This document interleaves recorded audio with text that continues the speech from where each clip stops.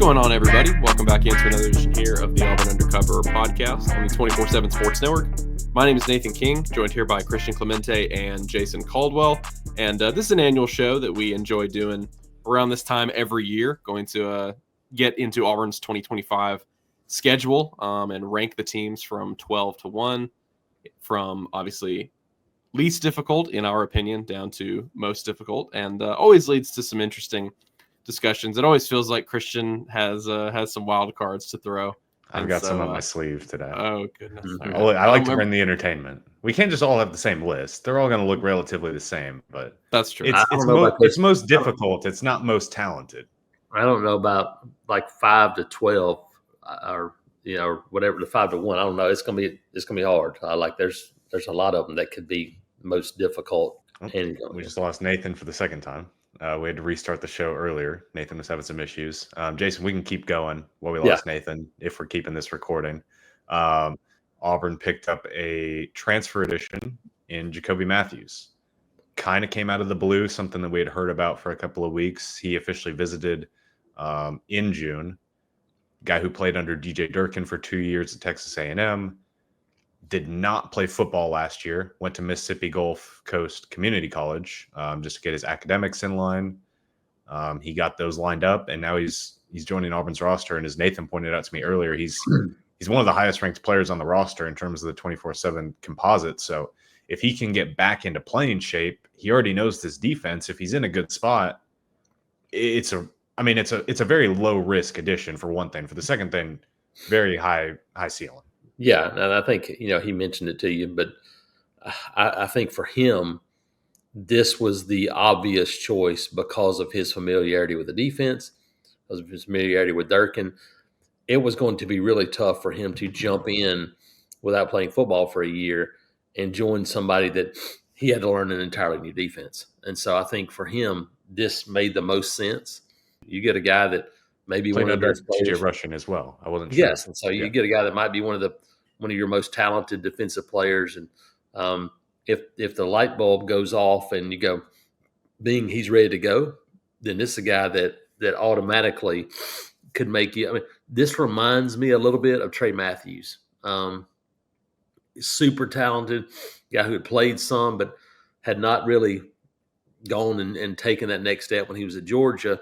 Came to Auburn and was a more consistent player during his time at Auburn. I think you're looking for the same thing for Matthews. Can he be that more consistent guy? He's shown flashes of it.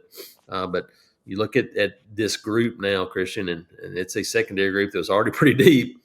And now you add another really talented player to this group. And so I think you start talking about the potential of what he brings to the table, and it's pretty exciting. Yeah, you mentioned the secondary. I mean, the safety spot, that was one you felt good about what you had, but you were pretty young there. I mean, Caleb Harris is kind of your lead dog, and he's a true sophomore, but he is a dog. Sylvester Smith, kind of a hybrid safety a little bit.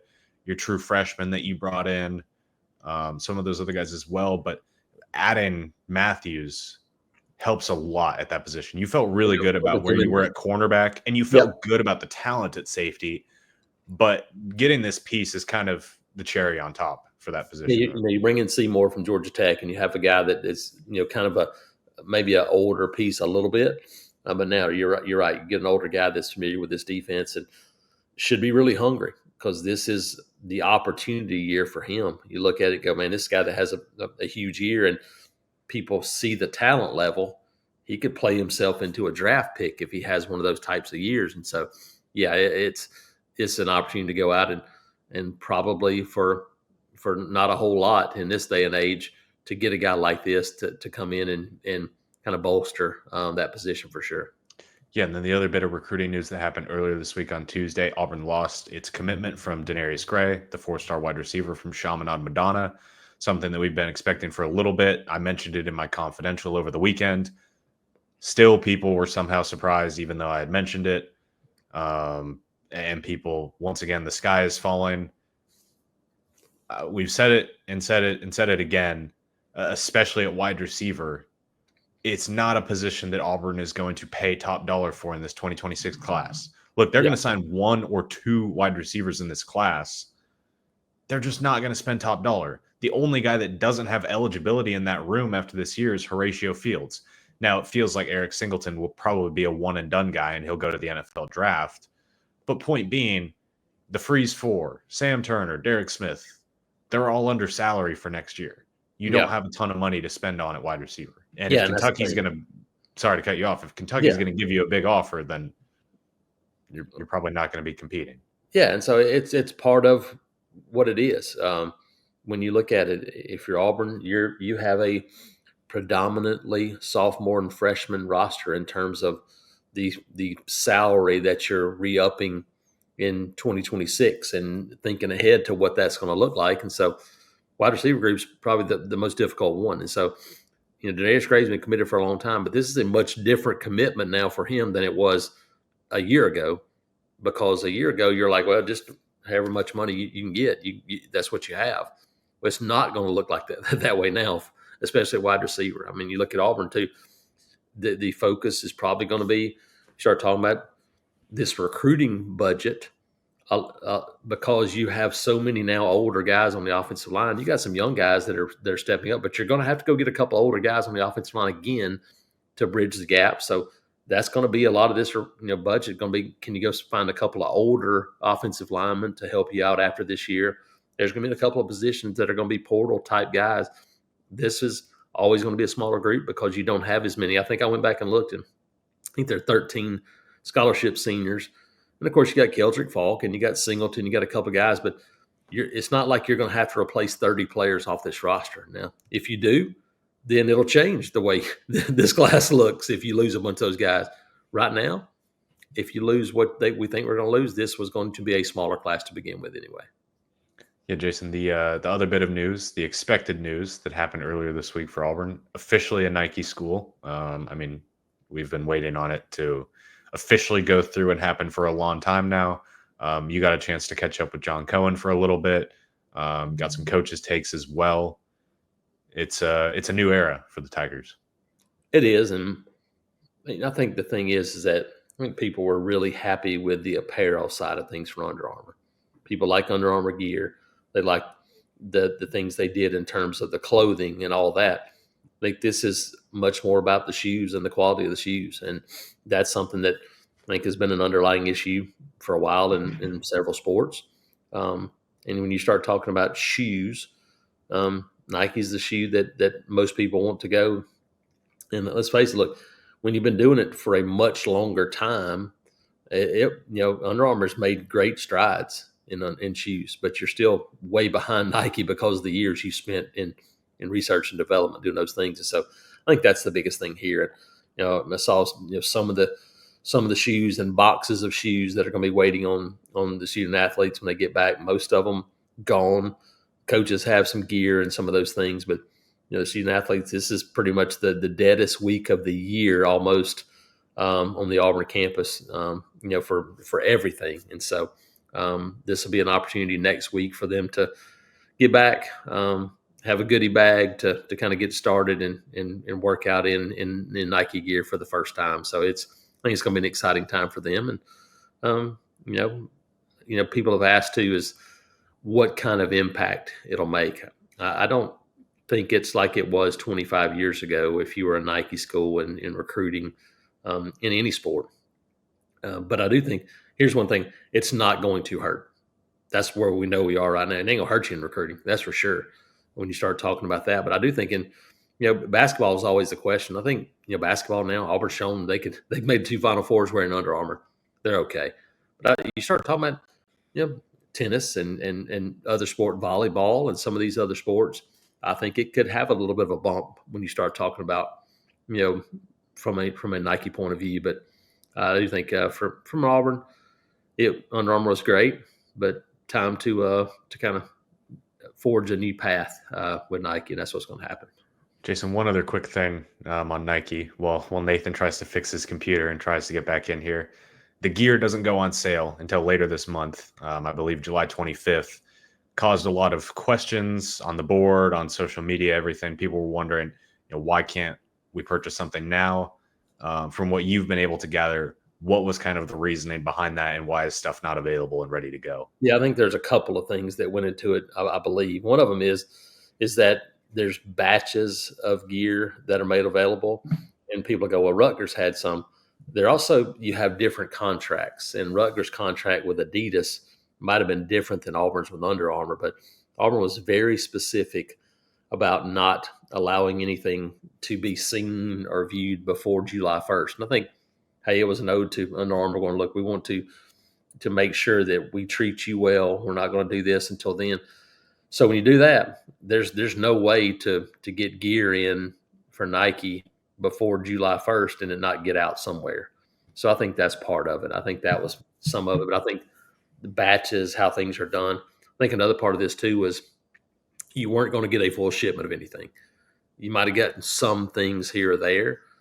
I think from Auburn, it was a I think a process of, hey, if we can't have it for everybody, then we're going to wait till we can have it for everybody. So instead of giving, your own campus and maybe, whoever, bookstore, then they said, look, we're going to wait till we can have shipments to everybody and get it ready to roll. So they picked a launch date that was, later this month. Got a long time before a football game. And so I think you'll be able to kind of get more gear and have it launch out, and it's going to be on shelves instead of ordered. So I think it was just a matter of, hey, let's make sure we have everything ready to go when the time comes. Welcome back, everybody. Mercifully, I'm here. We shouldn't have joked earlier about my computer issues because we absolutely jinxed it. They don't want us to record the last two podcasts, apparently, but we're back. And for this part of the show, like we talked about, getting into the Auburn schedule ranking, 12 all the way down to 1. Usually the first few games are pretty simple because it's a lot of teams that Auburn is expected to beat up on by quite a bit. So I'll let you guys start. I'll let you guys start with number 12, Jason, whichever team you've got there. Yeah, I mean Mercer after a bye week has to be 12 for me. I mean that's one where you go. You've got a bye week, rested up. Even though sometimes you're sluggish after a bye week, for me, it has to be Mercer kind of starting it out of the gate. Yeah, it's Mercer for me as well. Look, I don't bring a ton to these podcasts. Typically, I couldn't name a single player on Mercer's roster, and it should be Auburn's easiest opponent of the season. I was really, really close, actually, to going with Ball State because Ball State reminds me, who did Auburn play in 2021?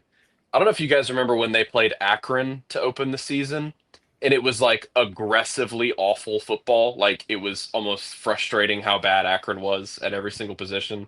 That's kind of what Ball State might be this year. SP Plus projects them as the 4th worst team in the country. They're one of these teams that got just gutted like a fish in the portal. Like every somewhat decent player is going somewhere else. And they've got a first-year coach installing new stuff on both sides of the ball. So, and Mercer was a really good team on the FCS level last year. I think they went 9-3. Yep. And so they lost a few players as well. I think Mercer has the potential to actually be a better team in a vacuum. But to Jason's point, after a bye week, also like late in the season, there's no secrets anymore. You know what you're running. Like you should be able to beat up on them pretty good. But to kind of snake it back around, yeah, Ball State for me over South Alabama, way easier in my opinion of an opponent. Yeah, I have Ball State as well. Yeah, I mean, I think that those two interchange or whatever, to me, those were clearly 12 and 11 in my book. I think South Alabama, even though they got a lot of changes, I think is a much more capable opponent than those two. And because you're going to face a team that is going to be really, really excited about playing you, to me, that makes that a more dangerous game than those two. Yeah, for sure. And you mentioned South, Jason, and I assume we've all got them here at number 10. Admirable job last year in what was a weird situation. One Major Applewhite, who most people recognize, had a pretty nice season. Again, when you consider everything they had to change systems wise, going from led by Kane Womack, led by Major Applewhite. That's kind of a couple different offense versus defense. South Alabama also lost a ton of talent in the portal. Christian, the name escapes me, the running back transfer. Fluff, correct? Oh, Fluff Bothwell. Yeah. Fluff Bothwell, yeah. Fluff Bothwell leaves. They were going to have one of the best quarterbacks on the G5 level until late in the process. Gio Lopez decides to go be Bill Belichick's quarterback at North Carolina next season. Also, the interesting part about this game is this completes this completes the gambit of all in-state Division I teams from the state of Alabama playing Auburn, except that UNA has now just moved up to D1, and so Auburn's going to check them off in the 2028 season. Mm-hmm. So I've got South Alabama at number 10, as I'm sure we all do. I actually do not. Oh, got to sneak in here. I have Kentucky at number 10. Okay. I think South Alabama. Look, everything you just said, the roster got gutted a little bit. Something about that game, I hate playing in-state teams that are, FBS teams. Jacksonville State, Troy, South Alabama, whatever. Everything about that is scary to me. The placing of the game right before your first two away games, SEC games, at Oklahoma, at Texas A&M, then Georgia after that, would be a very easy game for Auburn to overlook on the schedule. It scares me a little bit. Now, if Auburn is as good as the coaches believe that they can be this year, it should not be a game that should scare you. But something about it just concerns me a little bit. As for Kentucky, I think it's Auburn's weakest SEC opponent. Now I'm sure KSR or something is going to find this clip and they're going to go crazy and freak out. But I just don't think Kentucky is a very good football team this year. I don't think Zach Calzada is really an SEC quarterback. I mean, he was good at Incarnate Word, but he didn't light the world on fire at the FCS level. He was no Tommy Mellott by any means. And Kentucky lost a lot of dudes on that defense. The offense doesn't excite me all that much. Kentucky's schedule is brutal. I don't see a lot of wins for them. I don't know if Mark Stoops makes it after this year. So I'm flip-flopping those two a little bit there. Yeah, I mean, I had obviously South at 10. Kentucky was 9 for me. And so I think that was, right there. And like I said, I could flip those two easily as well. I think when you start talking about just probably depth and line of scrimmage difference there, and it's between two road games there, so it has a little bit different setting for Auburn too. But yeah, I think for me, there's a little bit of separation from that one, and then maybe the rest of the SEC teams, in my opinion. Yeah, absolutely. That's easily the one. Talking to some people who cover Kentucky while working on some stuff this offseason and just asking about the players they've got. I did that story a couple weeks ago. That was who's the best player straight up on each team Auburn faces. And talking to Aaron Gershon from Cat's Paws, he was like, it's grim. It probably should be Calzada, best, most important. Got a defensive tackle transfer from Washington State, but it's just, as Christian mentioned, there's just not a lot to like about that defense going into this season in particular. And that's a game that's the can't lose SEC game for Auburn this season. I mean, that is, you absolutely have to, in year 3, beat a down Kentucky team. And it brings up an interesting conversation too. Like Christian said, what would become of Mark Stoops? That's fallen from grace. That situation has in the last 2 years, all of a sudden, maybe on a bit of shaky ground there in Lexington. So we'll move on now to number 8. So that was Christian's first spicy selection of the night. I have Missouri. I have home against Missouri as my number 8. I went back and forth with this one as well, kind of all over the place. I feel like you could go a lot of different ways.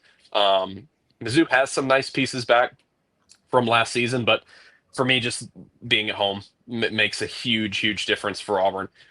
In this one, looking back at it, under Hugh Freeze in 2 years, Auburn has not beaten an SEC team on the road that finished the year with a winning record. And so if you are led to believe that Arkansas or Vanderbilt or anybody like that will be decent, will be okay, then Auburn still has to kind of show that to me. So that's why those games take a little bit more weight. So I'm going with Missouri, that should be rebuilding a little bit on offense this season without Brady Cook and without Luther Burden. I think they'll still be a pretty good team, could be a ranked team, but I just think Auburn at home has a better chance to win that game.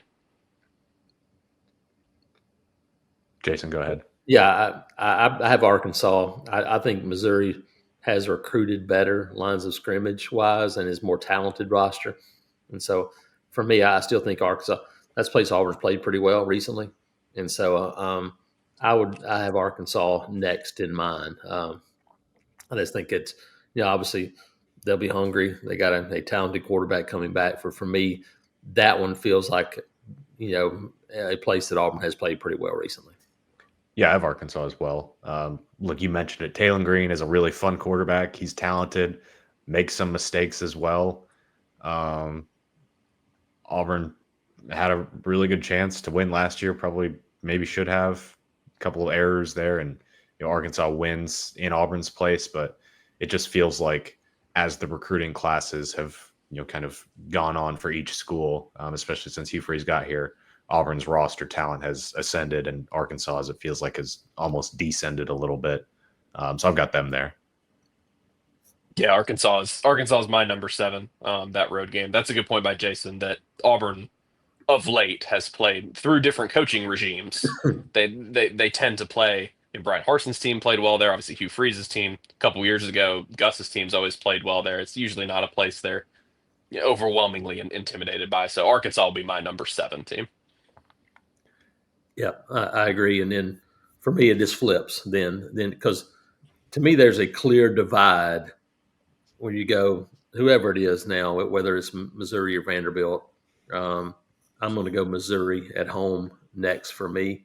And again, I think it's a winnable game. Obviously, being at home, I think it's still a little more difficult because of the talent level. But I would go Missouri next in my order as well.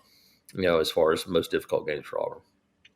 Yeah, I have Missouri as well. A game that I mentioned with Arkansas. This is a game that Auburn absolutely should have won last year. That was stealing. Oh, I'm forgetting the phrase now. Someone help me out. Stealing victory or stealing. Defeat from the jaws of victory. Yes. Yeah, that was. If you have a healthy Alex McPherson, that game is a win. If Robert Lewis doesn't let a pass drop right through his hands, right in the breadbasket, that game's a win. Auburn should have won that game on the road last year against what I believe is a more talented Missouri team. Look, they're still a good roster. And Bo Pribula, I don't know how you pronounce his last name, the transfer from Penn State. He's an intriguing quarterback, but I actually did like Brady Cook and the skill set that he brought. Mm-hmm. Kind of had that dog mentality a little bit. I don't know what Bo is going to bring to the table. Look, they're a good team. This one should scare Auburn fans more than it probably is right now. I feel like a lot of people are chalking this one up as an automatic win. But again, for Auburn to get where it wants to be, to get to 8 wins plus, and this staff believes that it can do that, you need to take care of business against Missouri at home. Yep. Absolutely. Yeah, it's not like they're not a team that's in dire position like Kentucky is in terms of a lot of spots on their roster. They're a much better team, but like Christian just said, they are a team that is coming to your place in year 3, and they're not expected to be that good. So like Christian said, that is a game you're expecting to win. So now we'll move into the bottom half here. I have Vanderbilt on the road as my 6th toughest opponent. For me, there is kind of a separation after this game in the top 5 teams, in my opinion. This game's scary. It is. It's that same cast of villains over there in Nashville that you've known about for years, and I think it's a scary game. Guy. It's just your one guy. This is Diego. I mean, it's the Diego game. That's it. Him and Jerry Kill. I think Jerry Kill is still there, right? He is. Yeah. Okay. No, you're right. That's what I said. I think to me, there was a clear 5, and they were the most difficult of the next group, in my opinion. Just that, Diego Pavia, and then where it falls, it's the last of 5 games. Got some road games, got some physical games, and you got to go to Nashville before bye week. So it sets up to be another test from the Commodores. Yeah, it is that final one before, like you said, before the bye week, before Mercer, where you know you're going to maybe find your footing again before the Iron Bowl if things have been kind of shaky, or if they haven't been shaky. Because I think in this part of the schedule in particular, after those first few weeks, I think Auburn's got a chance to find a lot of wins here in October and early November. I mean, that's where a chunk of these games have come from. But like you were mentioning, Jason, like Auburn's going to have a lot of fans there. It's a place they've traveled well. They played well there a couple years ago, but as everyone knows, we could beat that dead horse. Diego Pavia and some of the New Mexico State crew have obviously given them lots of problems, and they'll be looking to do it again. So now we'll move into our top five. I think we're all sort of in agreement here that this group carries a little bit different of an aura in terms of how they threaten Auburn this season. The fifth toughest game on the schedule is the opener, in my opinion, at Baylor. Baylor, I think, has a chance to be one of the best teams in the Big 12, playoff dark horse type team, because anytime you're in the Big 12 and you have a chance to win it, that's kind of the position you fall in. Sawyer Robertson is awesome. Bryson Washington's one of the best running backs in the Big 12, and they saved Dave Aranda's job last year. It looked like they were on the rocks in early October, and then they ripped off 6 straight wins in the regular season. So I still think I picked it in my early preview here. I think this is a game Auburn wins as we're speaking here on July 1st. Like, I would think that Auburn can go pull this one out because they'll be really looking forward to this one. And I think Auburn is a good bit more talented than Baylor across the board, but this could be a ranked team. Like, this is not a game that should be overlooked by anybody. It's going to be a really, really big challenge for them in week 1. I have A&M right here. They lost some really impressive, talented defensive linemen. How do you replace some guys, do some things? And that's honestly, even though Auburn hasn't won their last couple of times, that's a place that Auburn has played okay in. Just didn't have any offense the last time they were there. But I have A&M here. I think there are a couple of games to me that feel like they're a little bit more dangerous for different reasons. And so I have the Aggies right here. I've got Oklahoma. So we've got a three different schools here. Oklahoma is such an interesting game. A lot of it hinges on what happens in that opener against Baylor. What is the pressure like for Auburn? What is the pressure like for Oklahoma? I can't remember exactly what their schedule is like, but I feel like Oklahoma has a test before the Auburn game as well, which is interesting. Because look, the reality of the situation is both of these staffs are not necessarily on the hot seat, but they're in interesting situations, precarious situations going into this season. Oklahoma has Michigan week 2 at home. Michigan, yep. Okay, so yeah.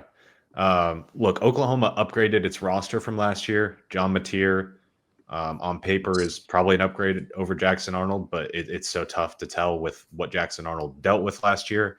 That's what makes judging Oklahoma this year so difficult, because of all the injuries that they dealt with last year. Adding John Mateer is great. Adding Jade Knott is great. Still a little skeptical of some of the pieces along that offensive line. Skeptical of the playmakers on the outside a little bit, outside of Deion Burks, if he can stay healthy. Defense is really, really solid for them.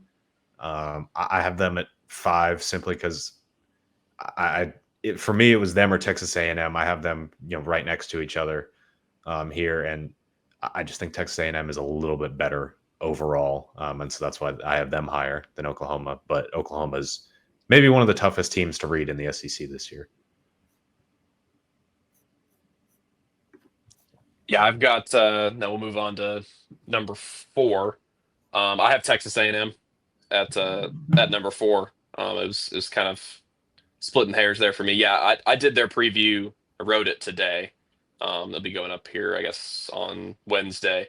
Yeah, really, really interesting team. I don't like their defense, as Jason mentioned. I do like what they could do on offense a lot, because they really missed Le'Veon Moss when they played Auburn. I think he could be one of the best running backs in the SEC. Love the idea of Marcel Reed in year 2 under Colin Klein.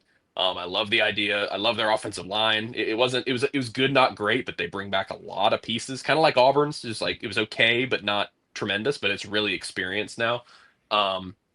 That's one of those games still where it's like, I'm not necessarily overly threatened by them, but if you're Auburn, you still got to prove it. You still have to go there and win that game because it could be a ranked team.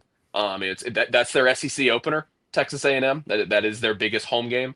They have to go to Notre Dame, so Yep. that'll be a big game. But it's not at home, so it'll be really riled up home atmosphere. That's one where Auburn's got to go there and prove it. I think they can, but I've got Texas A&M at number 4. Yep. I have Oklahoma here at 4 for me.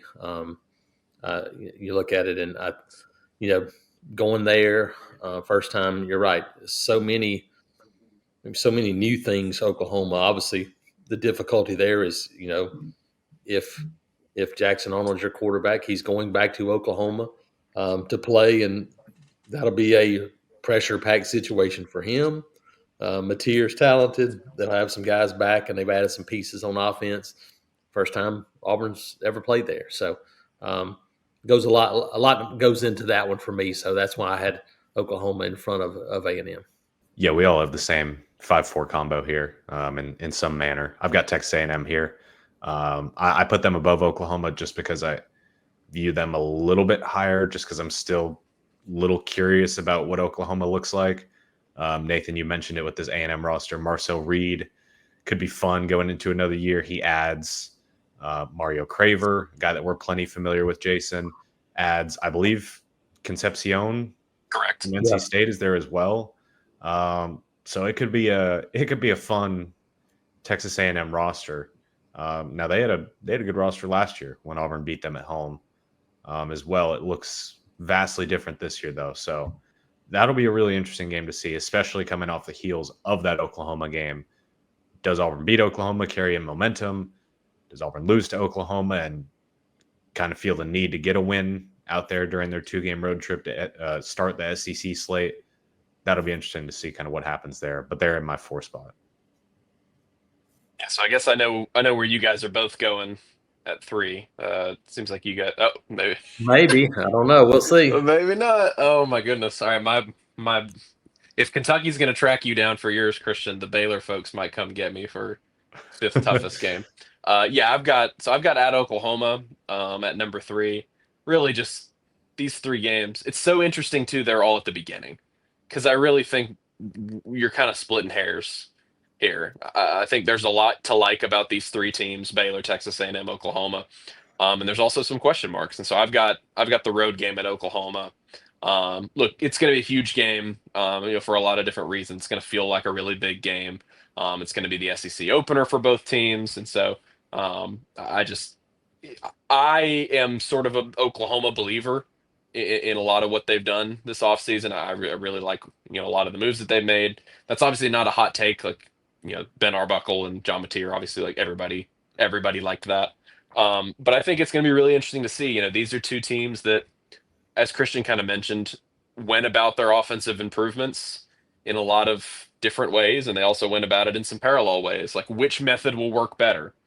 Them bringing in the Washington State transfer and the Washington State OC and just kind of banking on him being really good, but maybe the pieces around him aren't as good as what Auburn has. Whereas Auburn brings in Jackson Arnold, but it'd be pretty easy to argue Arnold's going to have better receivers at Auburn. He probably has a better offensive line at Auburn. And so, I like a lot of what Oklahoma has coming back on defense as well. I don't know if they're better than Texas A&M. I don't know if they're better than Baylor. I think they are. I just don't know how much better, but mainly kind of where this game sits. I think it's going to be a really, really big game.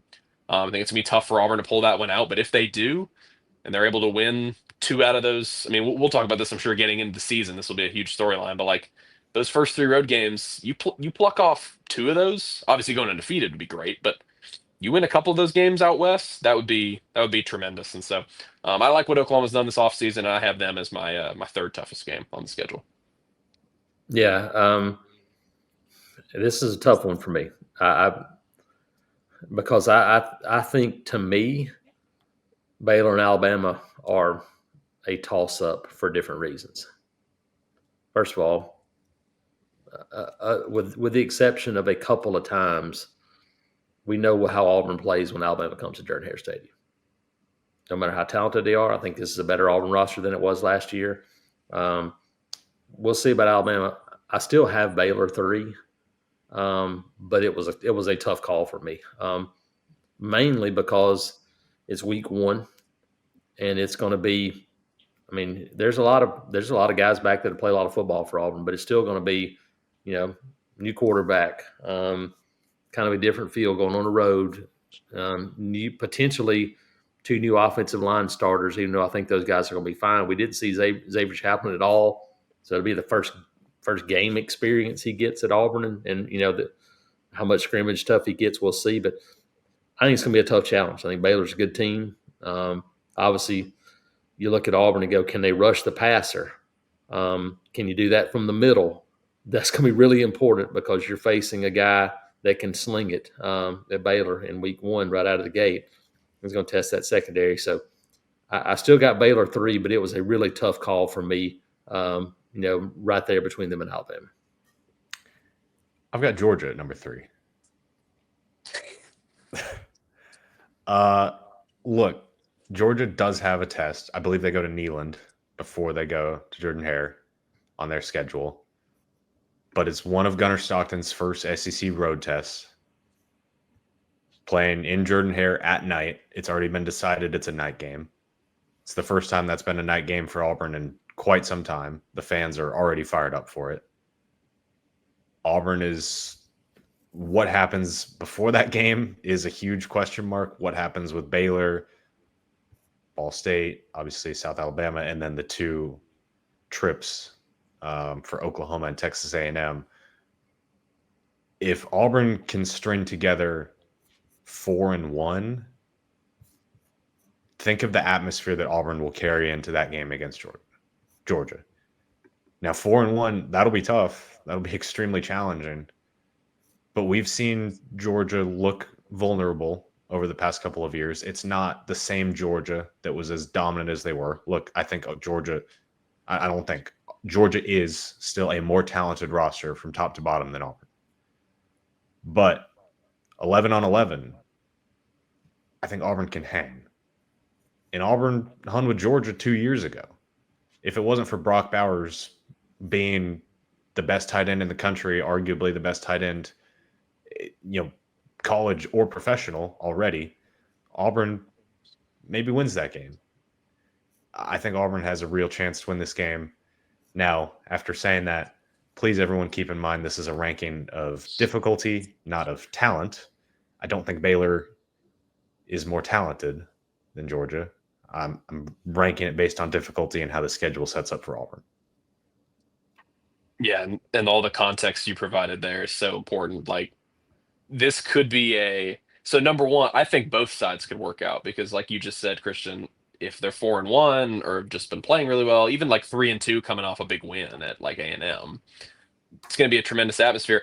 Also, back against the wall, animal with a leg caught in a trap at a night game at 7:30 against your hated rival, that also is going to be a really good environment. Like, that also, it would be 2 different feelings. It would be, oh, hey, maybe Auburn's ranked and feels like they can actually hang up there in the SEC this year, or Auburn already has like 3 losses and is like, it just doesn't want to die, and they have to win a game, like a desperation spot. Both would be tremendous atmospheres. I've got Georgia at number 2 for that reason. It feels really strange because, like Jason said, we know how Auburn plays at home against Alabama. That has been more apparent in recent years than Georgia. Like, they have done that against, it's almost every time. It's not every time against Georgia. It's often. It's every once in a while. But sometimes that game is not as competitive. And Alabama feels like it almost is every single year. I think both of these teams, both of the big titans that Auburn has to play every year, I think they've got a lot of question marks.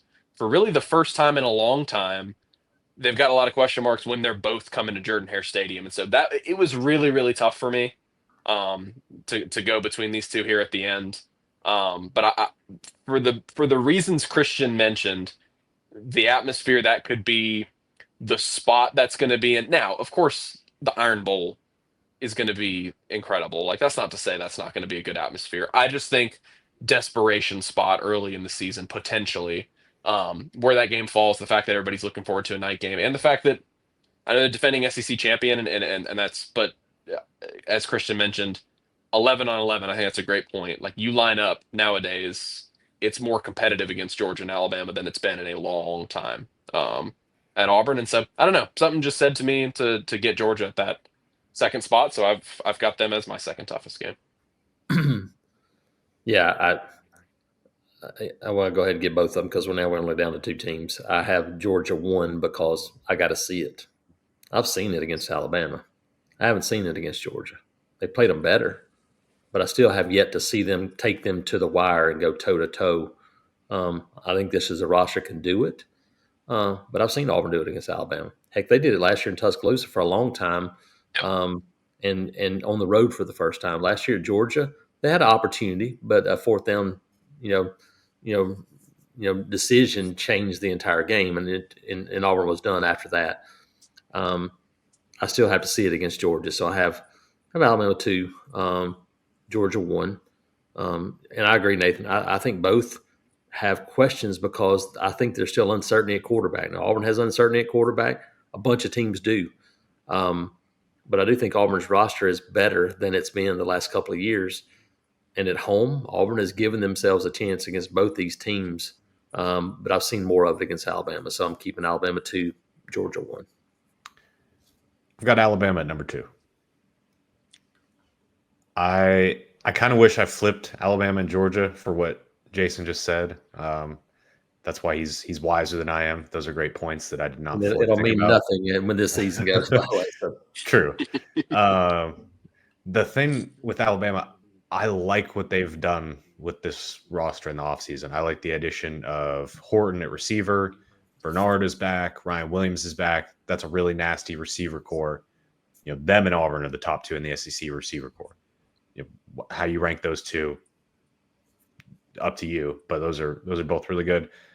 I'm skeptical of Ty Simpson as the starting quarterback, but I feel like he could fit with what Kalen DeBoer wants to do there.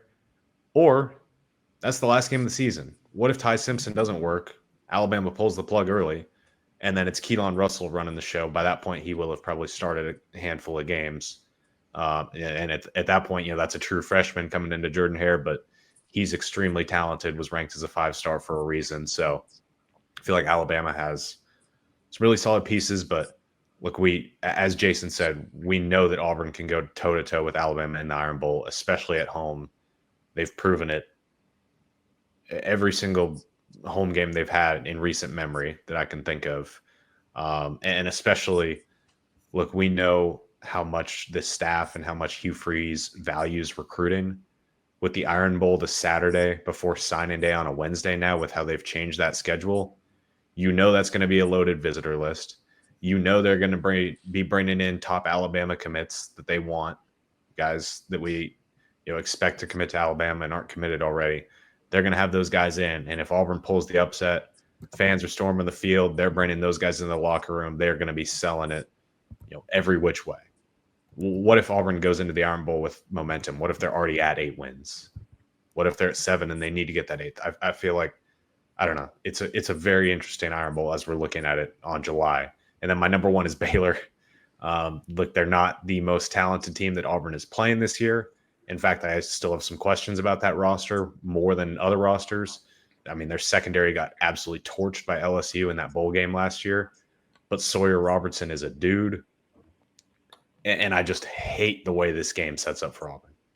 I hate that it got moved to a Friday. That just adds pressure to what was already a very pressure-packed first game. We all knew that there was going to be a ton of pressure going into that one because it's the opener. There's already going to be pressure.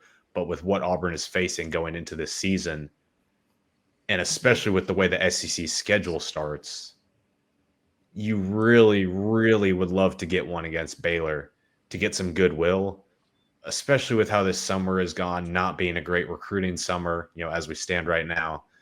Feels like there's some pent-up anger a little bit. Everyone's looking forward to that game. And the fact that it got moved from Saturday to Friday only adds to the pressure because it's even more of a primetime game, even more pressure. I think it's very winnable for Auburn. I do think they will win it at this point. But I think it's the most difficult game on the schedule. I mean, you're talking about there's 40-ish new guys on this roster. you have so many new pieces that you're integrating into different spots, and you've got to get it all figured out against a team that I think wins the Big 12. Yeah.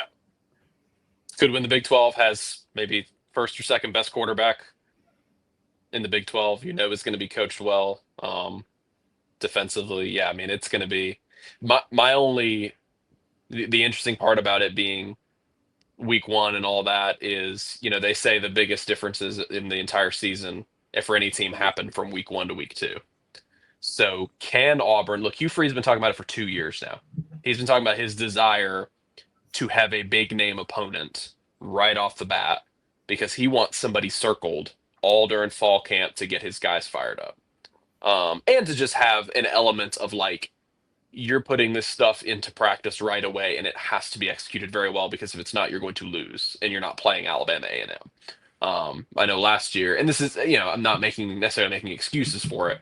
But, last year he sort of thought out loud about, well, playing Cal in week one, you have all that extra time during camp, you're focusing on one team.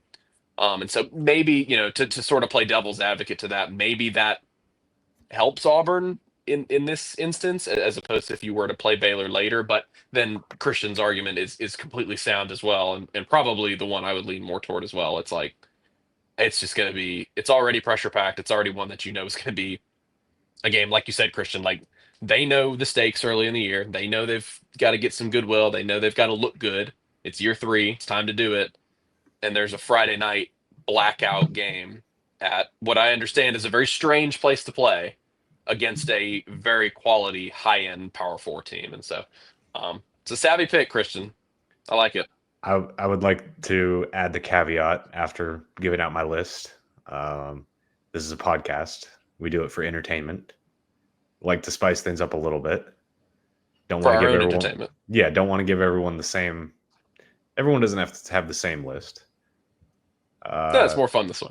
Yeah, opposing message boards, please spare me. They won't find this. They won't be one of the 400 viewers on this YouTube video. It's not gonna happen. Yeah, no, it's there again. I think they're interesting picks because of the unknown.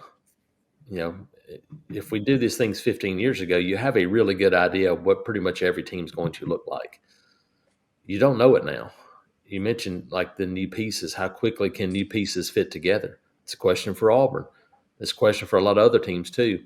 And so you just don't know. When we talked about Alabama and Georgia, there's new pieces because of people they lost in the draft and people. So how quickly can people come together?